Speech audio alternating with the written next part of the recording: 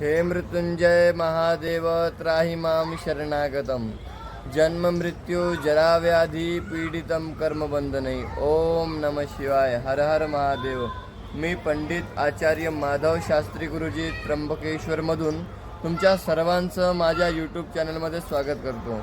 मित्रांनो, आज आपण बोलणार आहोत काल सर्प पूजेविषयी। तुम्हाला सगळ्यांना सांगणार आहे की काल सर्पाची पूजा त्र्यंबकेश्वरमध्ये कशी केली जाते, काय करावं लागतं, काय प्रक्रिया आहे, सर्व माहिती मी तुम्हाला या व्हिडिओच्या माध्यमातून देणार आहे।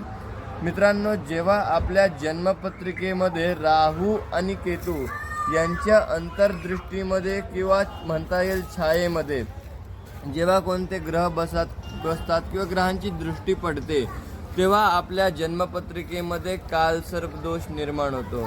कालसर्प दोष जन्मपत्रिकेत असल्यामुळे नोकरी, व्यापार, विवाह, शिक्षण आणि संतान या 5 क्षेत्रामध्ये तथा दैनंदिन जीवनामध्ये अनेक प्रकारच्या समस्यांचा सामना करावा लागतो।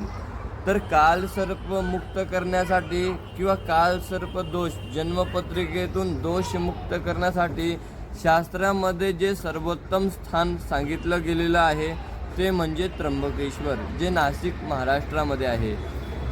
शास्त्रामध्ये सांगितलं गेलेलं आहे की त्र्यंबकम गौतमी तटे, की त्र्यंबकेश्वरमध्ये माँ गौतमी गोदावरी गंगेच्या तटावर कालसर्पाची पूजा केल्याने जातक हा कालसर्प दोषातून मुक्त होत असतो। जर तुम्हाला कालसर्प दोष पूजा करायची असेल तर सर्वप्रथम तुम्हाला गुरुजींना संपर्क करावा लागेल। संपर्क झाल्यानंतर गुरुजी तुम्हाला कालसर्प पूजेचे मुहूर्त देतील। मुहूर्तांमध्ये बघितलं गेलं तर तिथीमध्ये द्वादशी, चतुर्थी, अष्टमी, अमावस्या, पौर्णिमा। वारांमध्ये बघितलं गेलं तर सोमवार, गुरुवार, शनिवार आणि रविवार या 4 दिवसांमध्ये ही विधी होत असते। मुहूर्त दिल्यानंतर जो कोणता मुहूर्त तुम्हाला योग्य वाटेल तो मुहूर्त तुम्ही निवडायचा आहे, गुरुजींना फोन करायचा आहे। तुम्ही 1 दिवस अगोदर त्र्यंबकेश्वरला आले तरी चालेल, ज्या दिवशी तुमची पूजा आहे त्याच दिवशी सकाळी आले तरी चालेल। इथं आल्यानंतर पूजनविधीमध्ये बघितलं गेलं तर सर्वप्रथम तुमचं देवादिदेव महादेव शिवशंकरांचं रुद्राभिषेक केला जाईल। रुद्राभिषेक विधी झाल्यानंतर गणपती पूजन, मातृका, कुलस्वामिनींचं पूजन विधी करून आयुष्य मंत्राचा जाप केला जाईल। त्यानंतर पूर्वजांच्या प्रसन्नतेसाठी आपण नांदी श्राद्ध विधी करू। नांदी श्राद्ध विधी झाल्यानंतर कालसर्प दोषाची विशेष पूजा होत असते, ज्यामध्ये चांदीच्या 9 नागांचा अभिषेक, राज्याभिषेक, प्राणप्रतिष्ठा, संस्कार विधी करून नवग्रह पूजन, शंकरांचं पूजन, होम, हवन, आरती केली जाते। या संपूर्ण पूजा प्रक्रियेमध्ये तुम्हाला 3-3.25 तासांचा वेळ लागत असतो आणि येताना तुम्हाला तुमच्यासोबत फक्त 3 गोष्टी सोबत घेऊन यायच्या आहेत।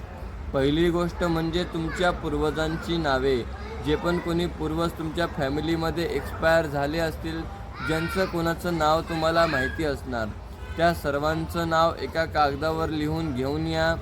दुसरी गोष्ट म्हणजे पूजेमध्ये घालण्यासाठी कपडे। कपड्यांमध्ये बघितलं गेलं तर पुरुष असतील तर धोतर उपरणं किंवा कुर्ता पायजामा, महिला असतील तर साडी किंवा सलवार सूट, काळा, हिरवा, निळा कलर सोडून जे पण कपडे पूजेमध्ये घालून बसणार पूर्णपणे नवीन असले पाहिजेत। पूजा झाल्यावर त्र्यंबकेश्वरमध्ये त्याला सोडून द्यायचं आहे। ज्यांची पूजा आहे त्यांची जन्मपत्रिका किंवा date of birth, time, place जे तुमच्याकडं असेल ते घेऊन या। बाकी तुम्हाला काही जाण्याची गरज नाही, सर्व काही व्यवस्था आमच्यातर्फे असणार त्या दक्षिणेमध्ये। तुम्हाला जर कालसर्प पूजा बुकिंग करायची असेल किंवा गुरुजींशी विस्तृत रूपाने चर्चा करायची असेल तर तुम्ही स्क्रीनवर माधव गुरुजींचा नंबर दिलेला आहे, त्या नंबरवर डायरेक्ट कॉन्टॅक्ट करून अधिक विस्तृतपणे बोलू शकतात तथा पूजा बुकिंग करू शकतात। ओम नमः शिवाय। हर हर महादेव।